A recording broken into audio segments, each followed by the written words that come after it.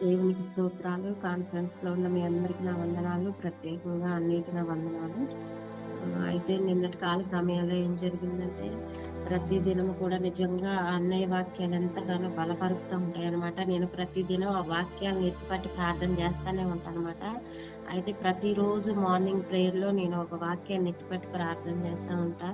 ఇదిగో పాములను తేలును త్రొక్కుటకు శత్రు బలమంతటి మీద దేవుడు అధికారాన్ని కలగజేస్తాడు. ఏది ఎంత మాత్రం హాని చేయదని నిజంగా ఆ మాట ఎత్తిపట్టి నేను రోజు ప్రార్థన చేస్తా.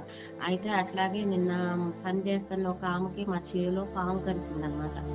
పాము కరిసేసరికి నిజంగా నాకు చాలా భయమేసింది. మా ఆయన ఫోన్ చేసి ఇట్లా మనకు పనికొచ్చిన ఆమెకు పాము కరిసిందనేసరికి వామ్మో! పాము కరిసింది కదా! ఏదైనా అయిపోయిద్దేమో, అది విషపురుగు కదా! అని నా ఆలోచన ఎక్కడికెళ్ళిందంటే ఆమె మరణించిద్దో ఏమో అని అక్కడికెళ్ళిపోయిందనమాట. నిజంగా అంత డిప్రెషన్‌లోకి వెళ్ళిపోయా నేను. వెళ్ళిపోయి నేను ఒకటే ధైర్యాన్ని తెచ్చుకున్నా. అప్పుడు నాకు ఈ వాక్యం గుర్తుకొచ్చింది. ఈ వాక్యం మీద అన్నయ్య మెసేజ్ కూడా చెప్పారు.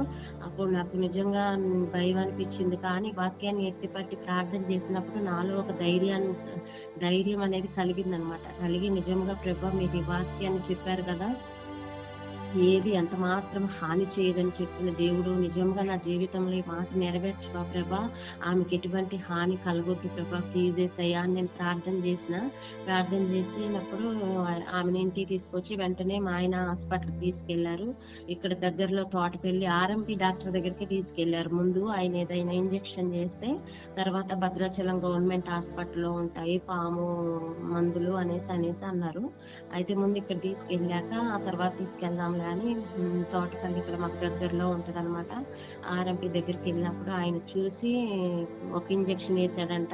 350 రూపాయలతోనే నిజంగా దేవుడు ఎంతగానో ఆమెను స్వస్థపరిచిండు. అసలు నేను ఎన్ని డబ్బులు అయిపోతాయో అని కూడా భయపడ్డాను. నిజంగా దేవుడు ఎంతో నా జీవితంలో సహాయం చేసిండు. ఆమె ఉదయకాలం వరకు ఎలాగుంటుందో అని నిన్న నైట్ కూడా ప్రేయర్ చేసా, భయపడ్డా.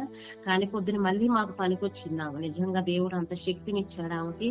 నిజంగా దేవుడు ఆ వాక్యం నా జీవితంలో నెరవేర్చాడనమాట. నిజంగా అందుని బట్టి దేవునికి ఎంతో వందనాలు, స్తోత్రాలు చెల్లించుకుంటూ నా ఈ చిన్న సాక్ష్యం దేవుడు దీవించును గాక.